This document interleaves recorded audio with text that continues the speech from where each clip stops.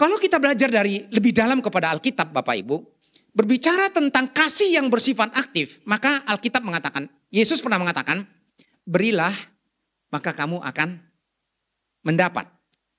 Lalu kemudian dalam Kolose 3 ayat 23 mengatakan, apapun juga yang kamu perbuat, perbuatlah itu seperti untuk Tuhan, bukan seperti untuk manusia.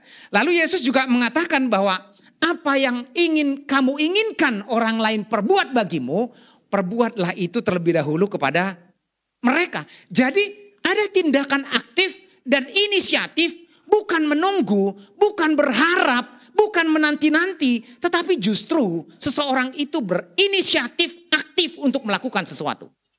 Yang menjadi pertanyaannya adalah, kalau Yesus, kalau Allah sudah turun menjadi manusia, dia mengambil rupa seorang hamba, bahkan dia mati di atas kayu salib, dia menderita dan dikuburkan. Lalu dia bangkit kembali. Ini adalah tindakan aktif dari Bapa kita untuk menyelamatkan kita. Karena begitu besarnya, jadi kasih Allah itu bukan sesuatu yang pasif, tetapi sesuatu yang aktif untuk bertindak, karena dia mengasihi kita. Sebaliknya, apa betul kita mengasihi Tuhan? Dan kasih Tuhan itu tentu harus diuji dari sikap hati kita yang mengasihi, yang timbul dari hati yang terdalam untuk bersikap aktif.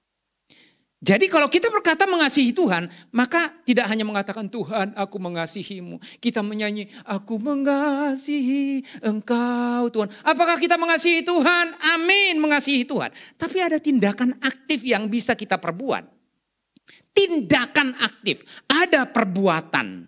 Ada sikap tetapi kemudian diikuti dengan tindakan. Bukan hanya berdiam diri, bukan hanya sebatas kata-kata, bukan hanya perasaan saja. Tetapi apa yang kita perbuat? Contoh misalnya, kalau seorang pria mengatakan, aku mencintaimu, tapi tanpa bukti, apa yang akan dikatakan wanita? Saya mau tanya dulu nih. Boleh ya Chris ya?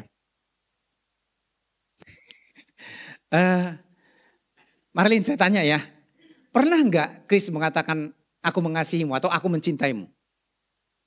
Sering ya, sering.